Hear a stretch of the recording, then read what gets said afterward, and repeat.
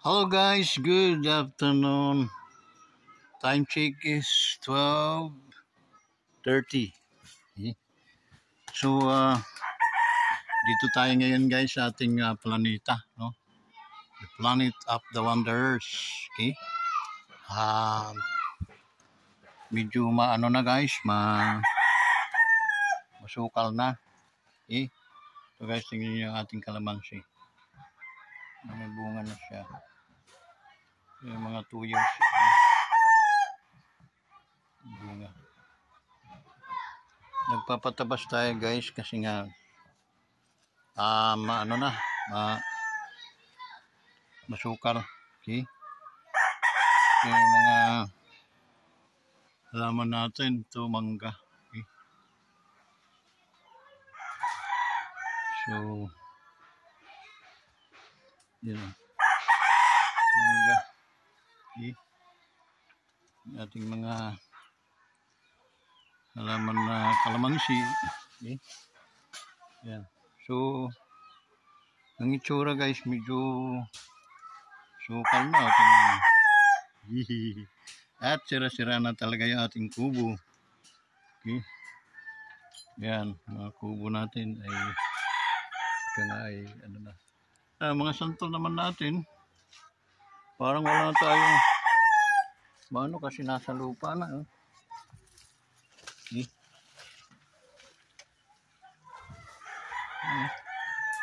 Oh.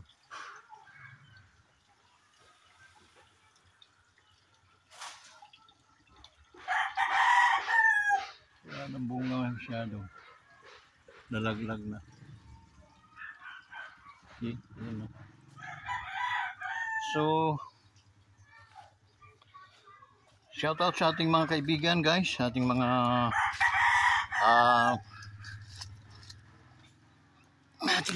ka-wanderers, no? Shout out sa inyong lahat. Medyo tayo ngayon. Okay? So nagpalinis tayo. Ayan, no? Kaso hindi ko na makita yung aking mga gamit. Aking mga sitak, ang lapu-lapo. Wala na, hindi ko na makita. Okay? So marami akong mga gamit na medyo nawawala.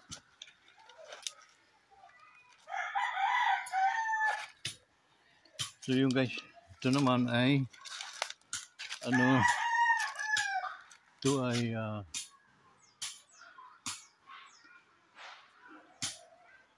langka. Okay.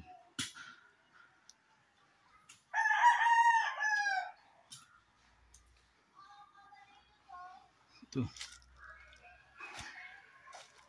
si Brother Jojo ang nagtatabas guys dito sa ating area.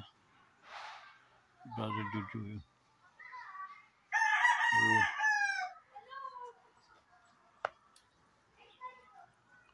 Pag natapos siya doon, diretso na dito. Hanggang doon sa may likod ng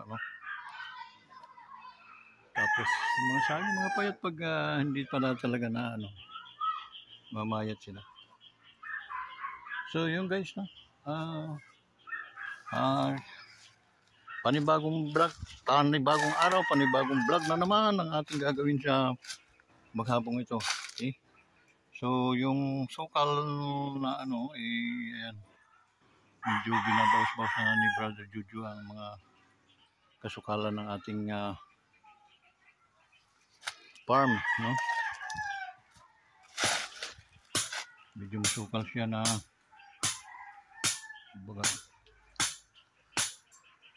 Wag mo nang sagarin, Jo. Pwede nating gawing poste yan ng bahay. Kubo. Yan guys. Dito yung saging na nakuha natin na sobrang laki. Yan, may namuso na naman doon.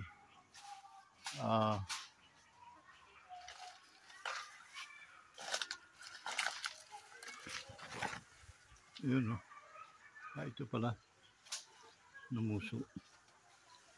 Numuso pa lang. Okay. Masantol natin. Medyo waay na, waay. Nga sa Cebuano. Tamang-tama. Yan guys ha.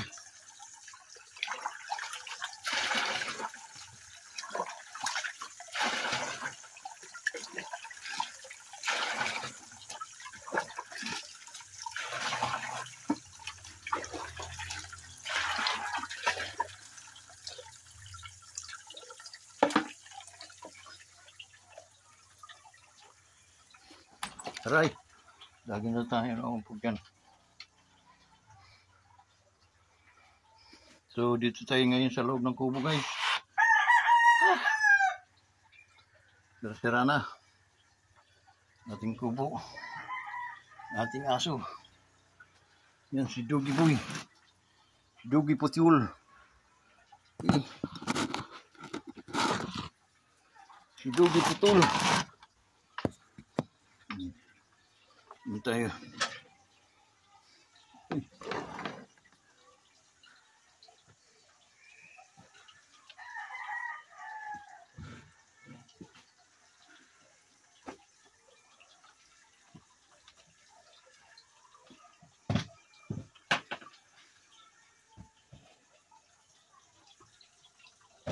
Aray. Sira ng kubo natin. Hello guys, shoutout nga pala sa ating mga ka-OFWs scattered around the world. No? Shoutout sa inyong lahat guys. Ito yung inyong Kawanders, Vincent Velarde. Okay, maraming salamat sa suporta ninyo guys. Dahil unang una, mamomonetize na tayo for a matter of 40 subscriber na lang. No? So, sana help your friends, your idol. Kawanderers, no? Para ma-monetize tayo, tingnan natin kung anong gagawin ni Kawanderers pag siya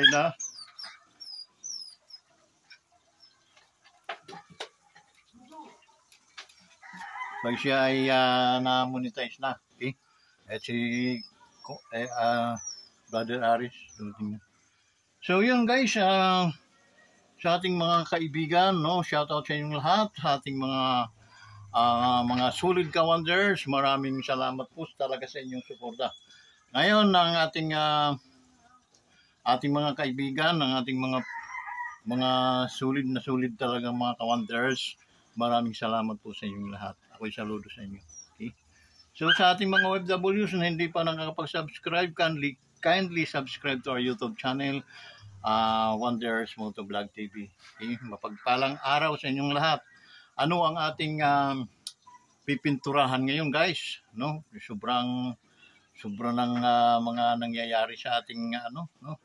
Kasi may mga saglit guys, no?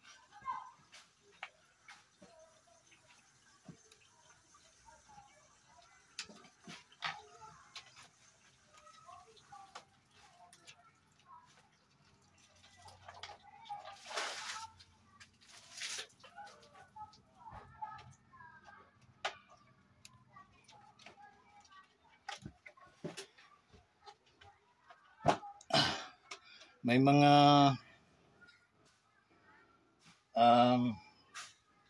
yung hindi maganda bilang Pilipino, yung mga pinanggagawa ng ito yung mga ampon ng mga demonyo. Ito sila mga dilima, ito sila itong asong kahol-kahol na na nagkumanda dito ng pagka-mayor, yun ang paso lang ng kalaban. Si Trililing. Kaya may trililing na siguro talaga utak nun. Okay? Ito si mga dilawan, itong mga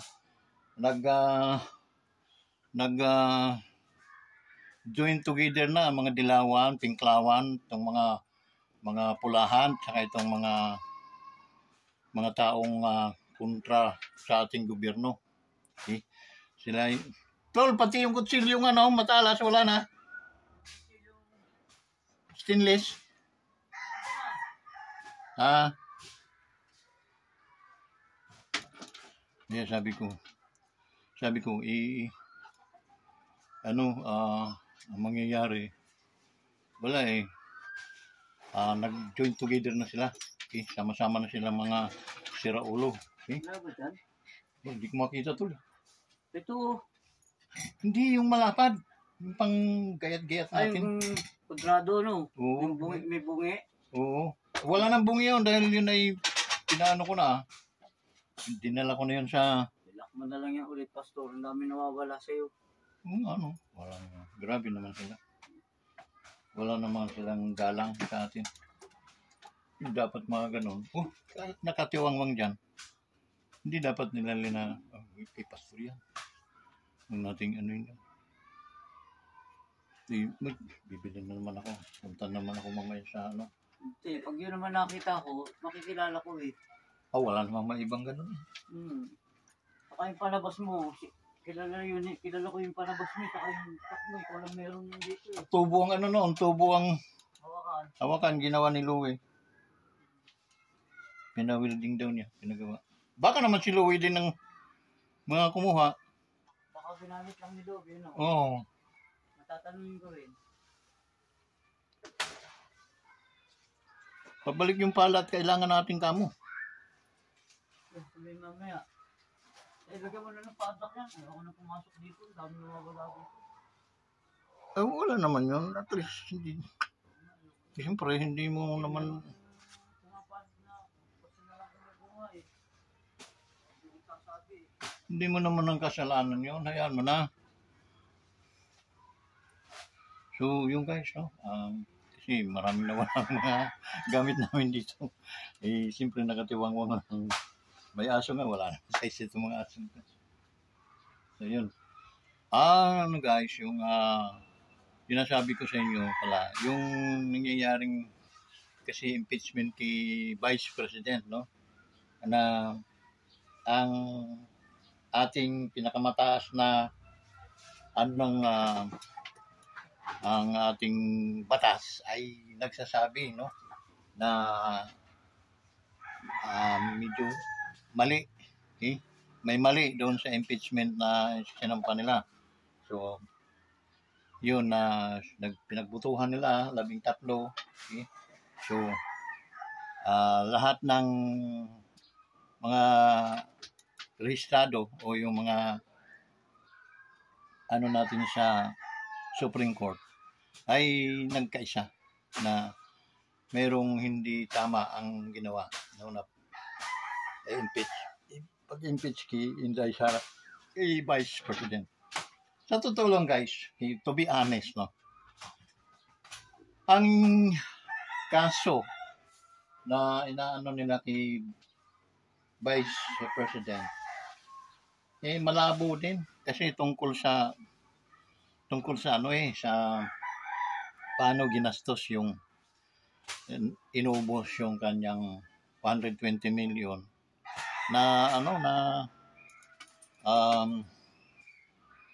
tawag noon yung hindi pwedeng i-rebuild na pundo. So yun sabi ng ombudsman, no? At saka mga nag-iimbestiga ng mga nanluloko sa ating wala namang nakikita mali doon sa hindi kasi nga nga yun yung sikreto kika nga di mo pwedeng i-reveal. So gagawa ka ng mga paraan, mga pangalan na halimbawa pusa, musang, alam mo na kung sino-sino yung mga musang na yun. Halapain man nila yun, hindi nila para at least ilibing nilang buhay yun. Pag yun ang mga agent na nasa loob na nag-aano sa kanila. Okay? So, ganun ka lang kasimple. So, inanuhan nila ang Vice President, okay, na in fact, billion-billion yung mga pundo na ginagamit ng mga congressman, lalo na ito si Tampalos, no? maanomaliya ang mga sistema. Kasi yan si Tambaloslos, pag tanong mo yon sa Tacloban, sa Leyte, talagang hindi kayo mapapahiya, makakakuha kayo ng kung ano ito si Tambaloslos. Okay? Anong klaseng tao ito. So, tsura pa lang yan, di talaga pagkakatiwalaan. Okay? Malaking pasalamat yan na naging presidente yung kaya sinungag nila si Duterte. Na in fact, si Duterte ang naging instrumento para naging presidente itong hayop na to. Okay? Diretsuhan lang tayo dahil talagang totoo naman eh. Okay? Without that Duterte, wala pong mukha yang si Bangag na yan. Okay? Hindi po maging presidente yan. Magkakaroon man tayo magkakaalaman naman tayo dahil may patatakbuhin yan ngayong 2028. Ayun, magkakaalaman tayo. Bangag. Okay? Huwag kang gagawa ng mga kalukuhan, Bangag, dahil unang-una, yan tatay mong putang ina mo, pinalibing yan sa termino ni Pangulong Duterte. First year ng kanyang panunungkulan, pinalibing. Kasi pangako niya yun sa inyo. Putang ina mo.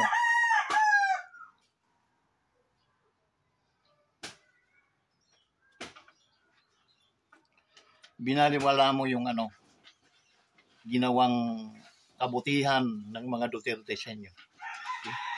Doon, ikaw na ang humarap sa salamin ko anong klase kang tao, nanimal ka. Okay? Kaya mong kanain yung mga taong tumulong sa inyo. Mga taong nag-back up sa inyo para maging ganyan kayo. How much more? Yung mga taong walang nagawa na kabutihan para sa inyo. Okay? Tulad niyang pinsan mo mismo. Ako pa sa'yo. Mayroong dyan sa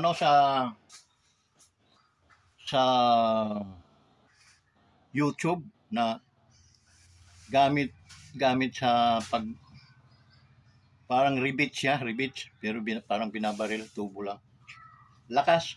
Yun dapat, bili ka ng 5 ganun, tusukin mo yung ulo ng pinsan mo. Kasunod, ikaw na rin. Okay? Maging salot kayo sa lipunan, sa bayan ng Pilipinas. Okay? Kung hindi kayo mga salot, tingnan nyo kung gaano kalaking pera ang nawawala sa Pilipinas taon-taon. Taon-taon na lang natin, wag na araw-araw. Na dapat, baka hindi, pinamimigay namin sa mga mahihirap, punyita kayo. Huwag nyo kaming ututin dahil ginagawa nyo yan para at least isang klase sa pamimili ng buto. Okay? Yung mga ayuda-ayuda na yan. Pero hindi nyo alam, salapian ng bayan ng Pilipinas. Okay? Na ang magsasaber niyan, itong mga taong nagbabayad ng buwis. Itong mga taong kinakaltasan ninyo ng buwis. Yun ang mga nasasalanta. Ang binibigyan nyo ng ayuda, yung mga taong mga siraulo din, walang mga saysay. Okay? Naging mga tamad tong mga hayop na to. Maano na lang sa ayuda. Okay? Hindi yan sila nagbabayad ng buhis. Hindi katulad nitong mga nagtatrabaho, nagbabayad ng buhis, pero hindi nyo sila inaalalayan. Okay? Dahil alam ninyo na may mga utak itong mga ito, hindi kayang bilhin ng salapi ninyo. Lahat naman ay may hangganan, okay? Sa totoo lang. Kaya malaki yung aming puot, no? Dahil kami ay nabudol mo. Okay? Wala kang kabangkaagan, ika nga, kumbaga sa Bisaya. Okay? Isa rin yung pinsan mo, na puro pangingikil lang din. Okay? Ang ginagawa. Tapos magsalita pa, bantayan ninyo ang inyong mga pera dahil pera ninyo bungog. Tangina ka. Ikaw ang binabantayan ng mga taong bayan. Tapos kayo, makapaggamit kayo ng taong bayan. Kala nyo, kasama nyo kami. Tarantado kayo, kayo lang yan. Kaya huwag nyong gagamitin yung mga taong bayan, baka pagbabatukan ko kayo sa isa. nagiging boldness tayo magsalita dahil yung hatred, yung inis namin, no, andito sa aming mga puso. Anong ginawa nyo kay na former President Duterte? Kinidnap nyo, pinadala nyo sa ibang bansa. Pinagkanunon nyo. Parang si Jesus. Pinagkanunon ni Judas. Ang pagkakaiba lang, si Judas ay nagbigti kinabukasan. Kayo, kailan kayo magbibigti? Punyita kayo. Kakainis.